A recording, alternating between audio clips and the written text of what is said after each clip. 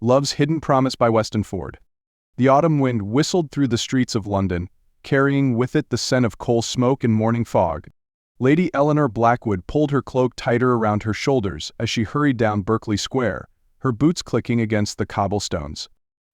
The year was 1816, and while the fashionable part of society had long since fled to their country estates for the season, Eleanor remained in town, determined to complete her self-appointed mission. The small leather-bound journal in her reticule seemed to burn against her hip with each step. Within its pages lay the key to clearing her father's name, if only she could decipher its cryptic contents. The Earl of Blackwood had died 3 months prior, leaving behind a tangle of suspicious debts and whispered accusations of treason. Eleanor refused to believe her beloved father could have betrayed his country. "My lady," a deep voice called out behind her. "Lady Eleanor, please wait." Eleanor quickened her pace, recognizing the voice of Lord Marcus Huntington, the very man she'd been attempting to avoid for the past fortnight. His long strides easily caught up to her, and she found herself face to face with the devastatingly handsome Marquess of Westfield. "Lord Huntington," she said coolly, dropping into a slight curtsy. "What an unexpected pleasure." Marcus's green eyes studied her face intently. "Is it, when you've been doing your best to ensure we don't cross paths?" A wry smile played at the corners of his mouth. "I've called at your house 3 times this week. I've been indisposed. So your butler informed me. Rather forcefully, I might add." He fell into step beside her as she continued walking. "Though I couldn't help but notice you seemed well enough to visit the British Museum's reading room every afternoon." Eleanor's steps faltered. How had he known about her research? She'd been so careful to time her visits when she thought he would be occupied with his duties at the Home Office. "Have you been following me, my lord?" "Following implies stealth and secrecy," Marcus replied. "I prefer to think of it as maintaining a protective watch over a lady who seems determined to court danger. I assure you, I am in no danger from books and scholarly pursuits." "No?" He caught her elbow gently, drawing her to a stop in the shadow of a towering oak tree. "Then why do you pale every time someone mentions your father's name? Why have you been poring over naval records from the war? And why," his voice dropped to barely above a whisper, "did I observe you meeting with a known French spy 2 days ago?" Eleanor's heart thundered in her chest. "You're mistaken. I merely—" "Eleanor." The use of her given name sent an unwanted shiver down her spine. "I want to help you. Whatever trouble your father was involved in, whatever you're trying to protect him from, you don't have to face it alone." She searched his face, looking for any sign of deception. Marcus Huntington had been her father's friend, despite their age difference. He'd been a frequent visitor to their home over the years, and Eleanor couldn't deny the growing attraction she'd felt toward him. But her father's last words still echoed in her mind: "Trust no one, especially those closest to us." "Why should I trust you?" she asked quietly. "Because I loved your father like my own. Because I've watched you grow from a precocious girl into a remarkable woman. And because," he broke off, running a hand through his dark hair in frustration, "because I cannot bear the thought of you coming to harm while investigating this matter alone." A carriage clattered past, splashing through a puddle and forcing them to step closer together. Eleanor caught the familiar scent of sandalwood and leather that she'd always associated with Marcus, and for a moment she allowed herself to remember happier times. Summer afternoons in the garden, heated debates over books in her father's library, the way Marcus's eyes would seek her out across a crowded ballroom.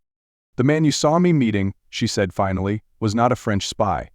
He was my father's former secretary, and he gave me this." She withdrew the journal from her reticule. "It contains coded messages that I believe will prove my father's innocence, but I cannot decipher them alone." Marcus's expression softened. "Then let me help you. 2 minds are better than one, especially when one of those minds spent years working in military intelligence during the war." Eleanor hesitated. "If I show you what's in this journal, there's no turning back. You could be implicated if—" "If what?" "If we discover your father was innocent all along." He took her gloved hand in his. "Eleanor, I've spent the past 3 months watching you withdraw from society, seeing the light dim in your eyes. Let me help restore your father's good name, and perhaps, in doing so, restore your faith in those who care for you." A church bell tolled in the distance, reminding Eleanor of the late hour. "My reputation will be ruined if anyone sees us standing here much longer," she said, though she made no move to withdraw her hand from his. "Then perhaps we should continue this discussion somewhere more private. My carriage is just around the corner, and my town house has an excellent library." He paused, then added softly, "and an even more excellent selection of tea." Despite herself, Eleanor felt a smile tugging at her lips. "Tea, my lord? Are you attempting to bribe me? Is it working?" She looked up into his eyes, seeing nothing but sincerity and something deeper, something that made her breath catch in her throat. "Perhaps, though I prefer coffee to tea. Fortunately, I keep both on hand." His thumb traced small circles on her palm through her glove. "Trust me, Eleanor. Let me help you solve this mystery, and I promise you won't regret it." The wind gusted again, sending a shower of golden leaves swirling around them. In that moment, Eleanor made her decision. "Very well, Lord Huntington, lead the way." The next few weeks passed in a blur of coded messages, cross-referenced documents, and long hours spent in Marcus's library. Eleanor discovered that working alongside him was both exhilarating and torturous. His brilliant mind matched her own, finding patterns she'd missed and making connections that brought them closer to the truth. But their physical proximity as they bent over documents together, the brush of his hand against hers as they reached for the same book, the way his voice grew husky with fatigue in the late hours, it all served to remind her of feelings she'd tried to suppress.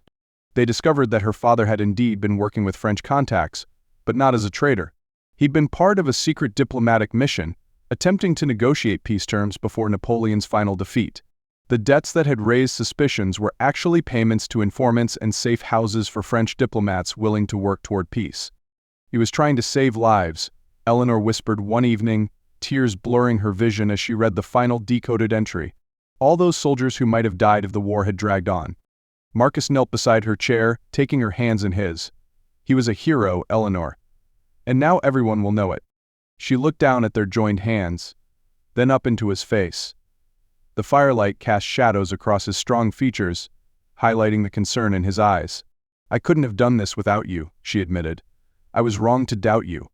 You were protecting your father's legacy. I would have expected nothing less from you." His hand rose to cup her cheek, thumb brushing away a stray tear.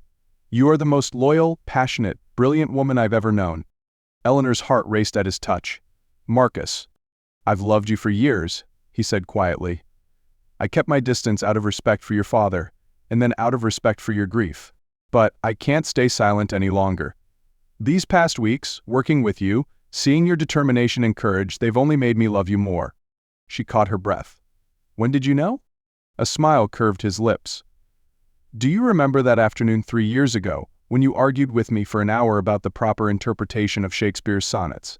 You were so fierce, so certain of your position, that I found myself agreeing with you just to see the triumph in your eyes. That's when I knew I was in danger of losing my heart to you completely." Eleanor laughed softly. "I remember thinking you gave in far too easily that day." "I would give you anything," he murmured, leaning closer. "Everything, if you'll let me." She reached up to trace the line of his jaw with trembling fingers. I think I've loved you for just as long. I was simply too afraid to admit it.